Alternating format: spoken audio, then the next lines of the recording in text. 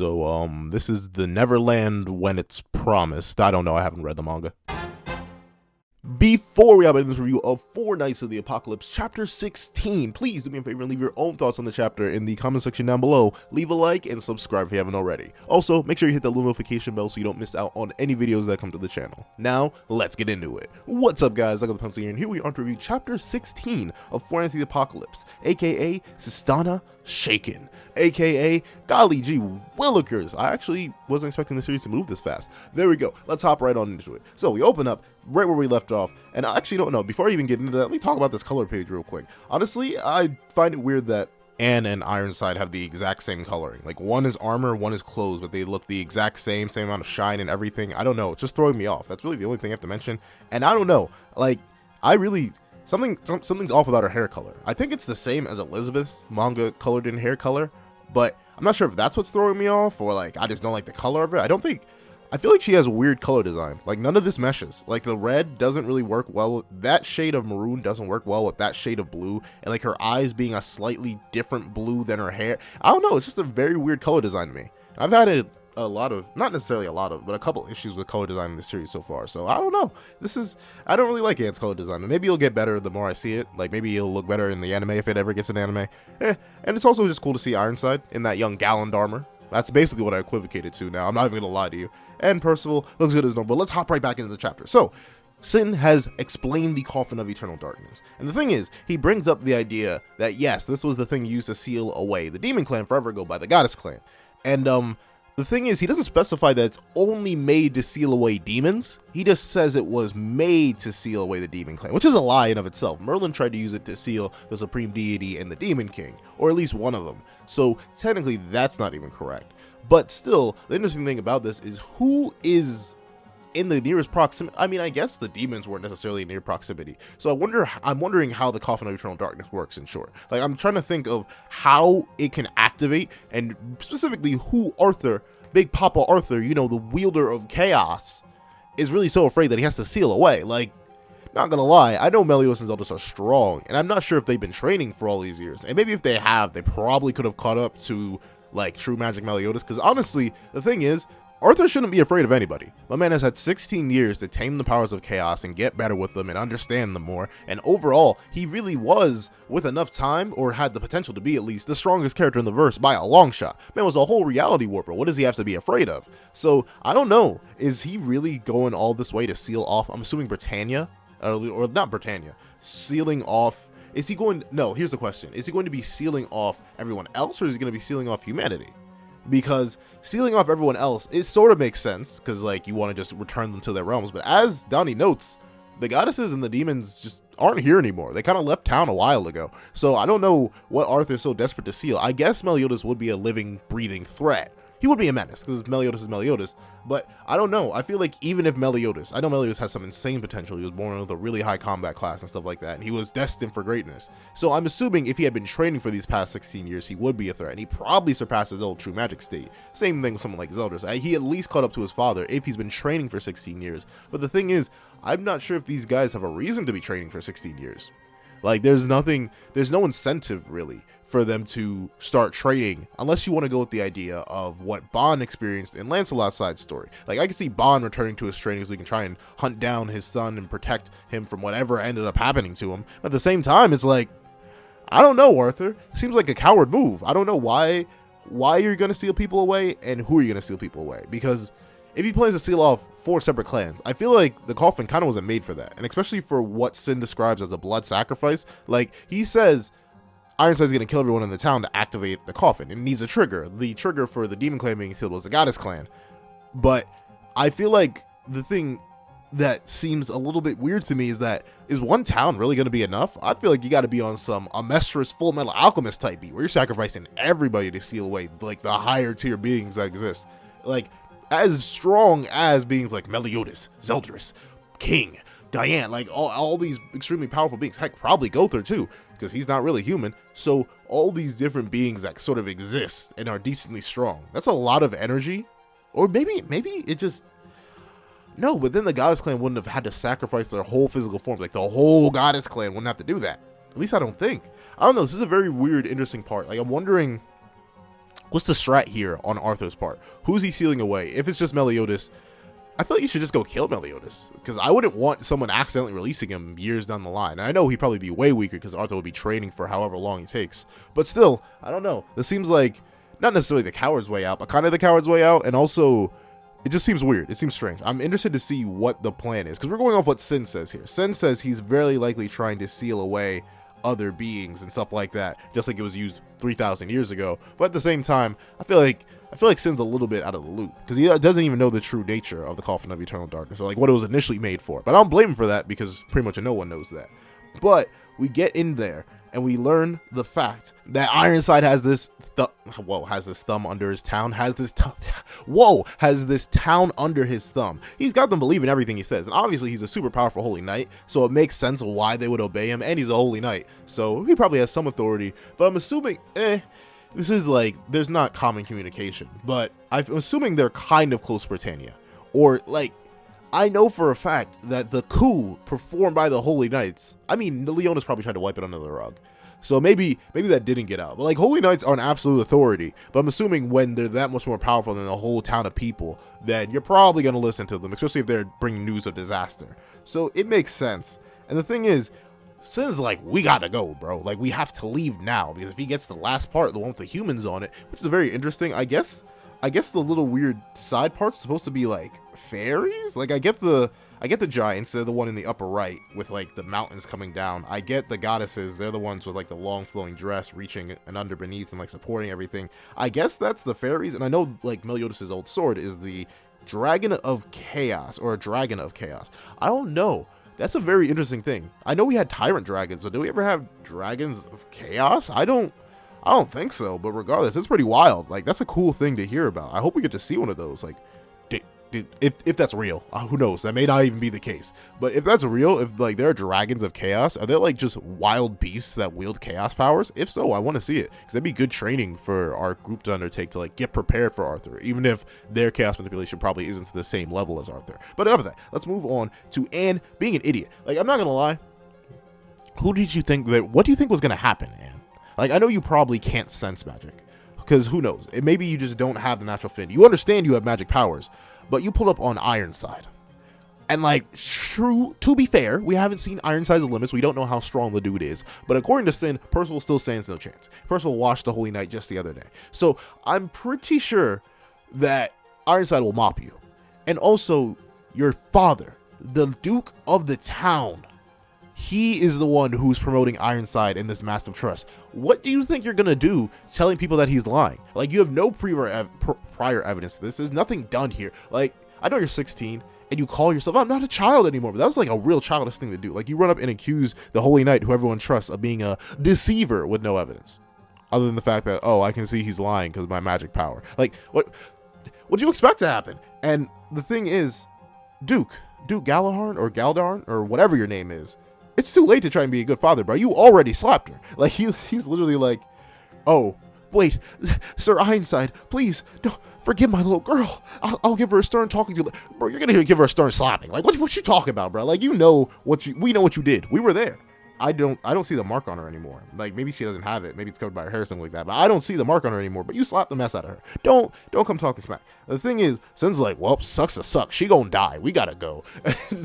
Percival does the exact opposite. Percival leaps into battle, and Ironside's now notices him. I guess he lands, but he lands at the back of a crowd. Like, how did he notice? How are you just noticing him now? And I'm assuming he still can't sense Percival's magical energy. I guess. I don't know. Very, very strange. I don't know. It seems weird that Ironside's just noticing Percival. And it seems to be genuine. It's not like he's actually like, oh, finally you decide to reveal yourself. No, it's like, oh, wow, you actually were really still alive. So I guess maybe he was not believing in the idea that he was.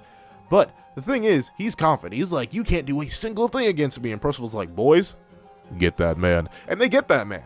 And the thing is, it's amazing seeing like the different variations of reactions. Like, Pelgar had a reaction of like, whoa, what the heck? And he like struggles a little bit. Talisker sort of was my man, we don't talk about Talisker. And Ironside literally just flexes them off. Like, I know they're not that many and they aren't really attacking him. They're just getting in the way. They literally are distractions.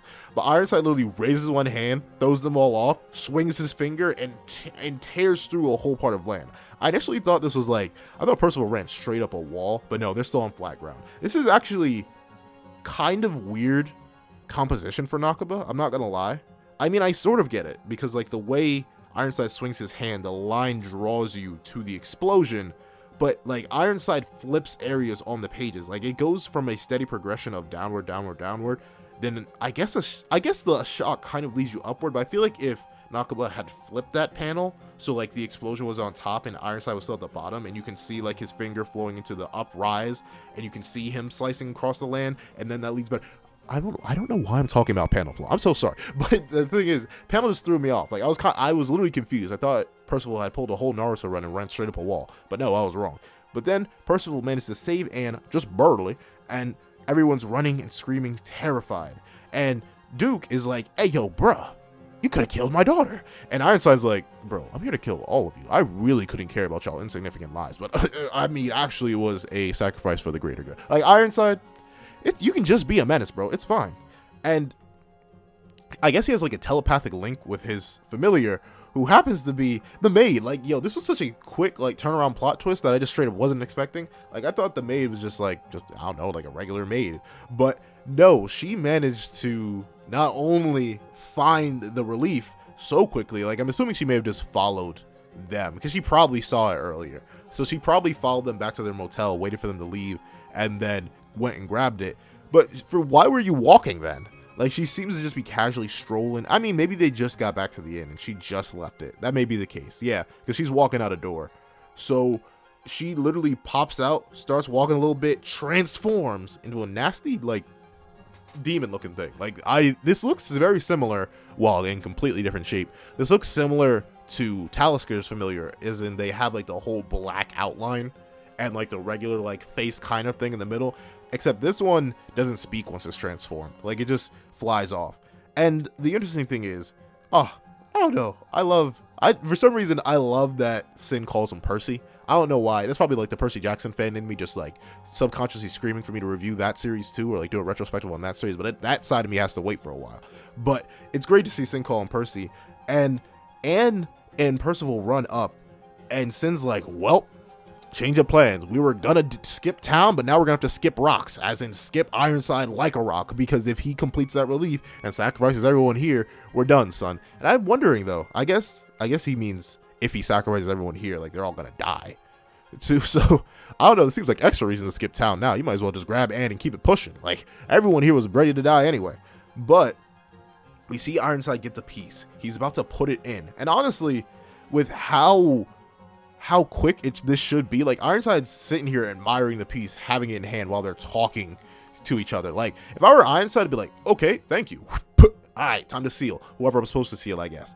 But maybe, actually, now that I think about it, maybe this is like a transport. Maybe he doesn't actually want to sacrifice his Stana because they're probably not enough fuel. If it took the entire goddess clan to seal away one clan, I highly doubt that it's going to take one town of people to seal away even just one powerful demon. Like, I don't think you're sealing off Zeldris with one town of people.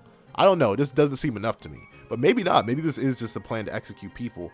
However, regardless of that, Sin lays out the new plan. So they either have to destroy the coffin of eternal darkness and or take one of the pieces and get out of there.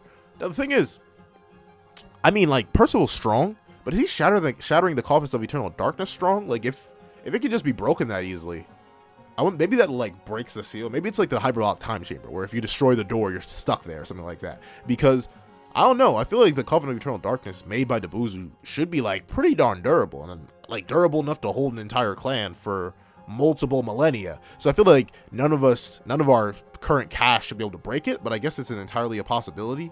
However, we get the whole squad lineup shot at the end of the chapter, and it's time, boys. We got Nonsense, we got Donnie, we got Anne, we got Percival, and Senna isn't included in this final shot because my man's too short. But regardless of that, this was a really good chapter. I actually really like the whole, I mean, it's stuff we already sort of knew about the Coffin of Eternal Darkness, but I love it being recontextualized into like this new, more modern threat. Because to be fair, the Coffin of Eternal Darkness was like a background element of the earlier series. Like, we knew it existed, we knew how important it was, we knew it's what kept the Demon Clan away for so long, but we never really got to see it in action. So hopefully we get to see it in action in this series, like see it actually seal away somebody or something. And honestly, here's some questions I have now. What is the goal? Is it to seal away the other clans, like, entirely?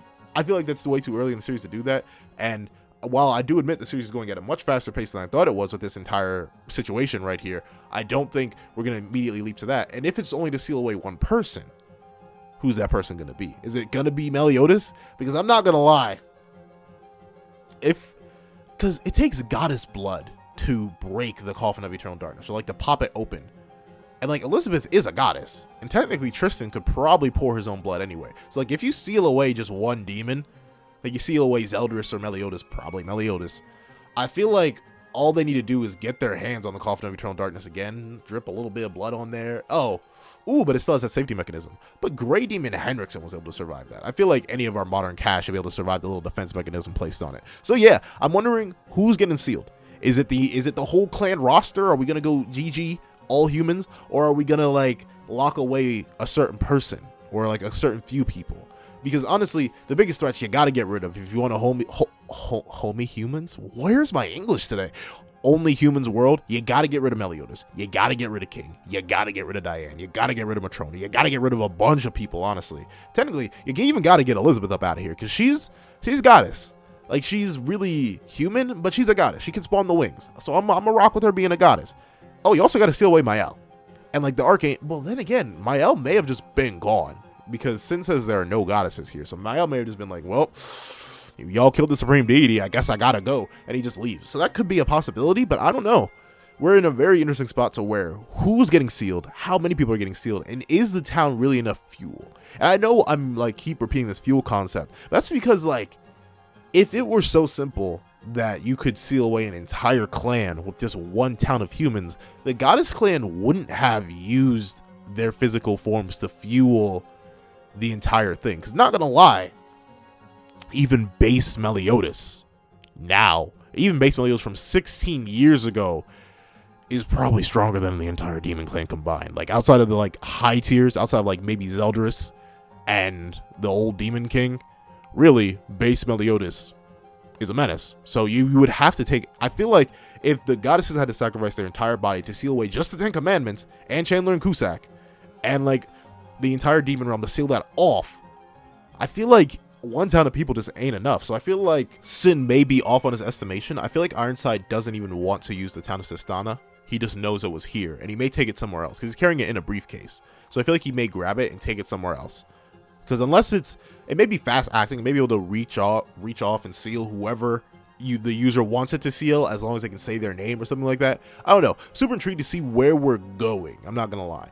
This chapter definitely gets a solid meaty 8 out of 10. I like it a lot. The only thing is, it is covering a lot of information we kind of already knew, except the only new bit of information is really like the killing the entire town part. That's the only real thing that we actually get. And of course we get the whole Ironside getting the piece, Percival's and Ironside's first interaction since like chapter 1. It's been 15 chapters since these two have even seen each other. Well, no, seen each other and interacted even at all. And the thing is, Percival doesn't even say a word in this encounter. It's just Ironside. So like, there's a lot of good stuff in this chapter, but it's a lot of like old information just being restated for both like the audience to refresh ourselves and also for the characters in the narrative. And on top of that, like, I can't back Anne's decision here. That's what really like takes the chapter off for me. Like, what was the plan? Were you gonna fight Ironside? Like, what was the strat here? I don't know. I can't give a full bread for that. But I feel like next week we're gonna be eating good, because we're gonna get Assault on Ironside. Forget Attack on Titan. Attack on Ironside. Come on now. That's the thing. I'm excited to see where we're going for next week. And I don't know. I find the fact that the maid's the familiar kind of funny. I don't know. That also, I just find that hilarious. And I also just can't wait to see next chapter. Super interesting chapter. Please tell me what you guys think in the comment section down below. Thank you guys so much for watching. Please remember to like, share, comment, and subscribe. And make sure you hit that little notification bell so you don't miss out on any videos that come to the channel. Thank you guys so much for watching, and I hope you guys have a wonderful day. This is That Guy with the Pencil, writing off.